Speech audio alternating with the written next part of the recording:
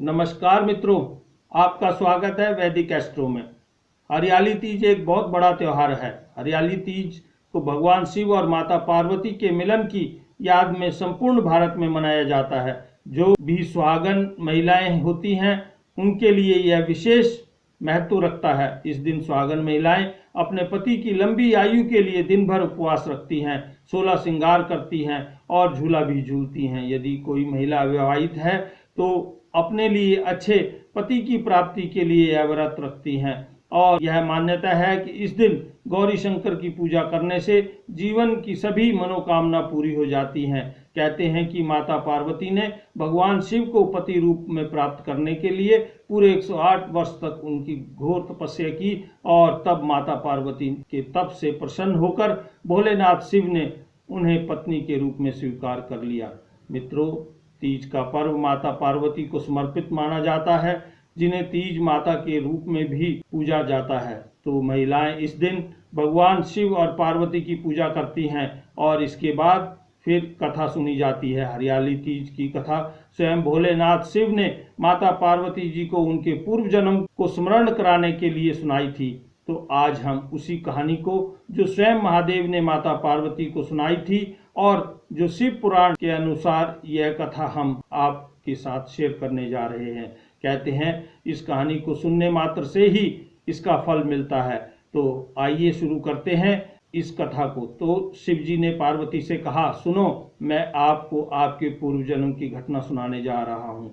तो हे पार्वती, आप मुझे पति के रूप में पाना चाहती थी और इस इच्छा से आपने हिमालय पर वर के रूप में पाने के लिए बड़ा ही कठोर तप किया था। अपनी तपस्या के दौरान आपने अन्न जल त्याग कर सूखे पत्ते चबाकर दिन व्यतीत किए थे। किसी भी तरह के मौसम में आपने घोर तप किया। तभी आपकी इस स्थिति को देखकर आपके पिता बहुत दुखी हुए और नाराज हुए और ऐसी स्थिति में एक दिन देव ऋषि नारद आपके घर में पधारे।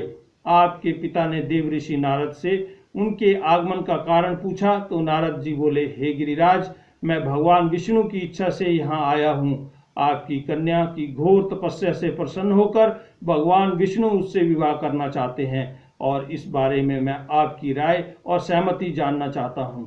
हे पार्वती, नारद जी की बात सुनकर आपके पिता अति प्रसन्न हुए और उनकी बात सहर्ष मान ली और आपके विवाह की तैयारी शुरू कर दी। वहां आपके पिता की सहमति पाकर जब नारद जी श्री हरि विष्णु जी के पास गए और उन्हें जब यह शुभ समाचार सुनाया तो वह भी प्रसन्न हुए। लेकिन जब आपको इस विवाह के बारे में पता चला तो आपको बेहद दुख हुआ। आप तो मुझे पाना चाहती थी, आपने तो मन ही मन मुझे अपना पति मान लिया था और जब आपको इस बात का पता चला कि आपके पिता ने आपका विवाह श्री हरि विष्णु जी के साथ तय कर दिया है तो इस बात को से आप बहुत व्याकुल हुई और यह बात आपने अपनी एक सहेली से बताई। तभी सहेली ने एक सुझाव दिया कि वह घनघोर वन में ले जाकर छुपा देगी और वहां रहकर तुम शिव जी को प्राप्त करने की साधना करना। फिर ये दोनों घनघोर वन में जाकर छुप गई। इधर आपके घर पर ना पाकर आपको तो पिता बेहद चिंतित होने लगे और दुखी हुए। वे सोचने लगी कि भगवान विष्णु बारात लेकर आ गए तो आपके घर पर ना मिली तो क्या होगा।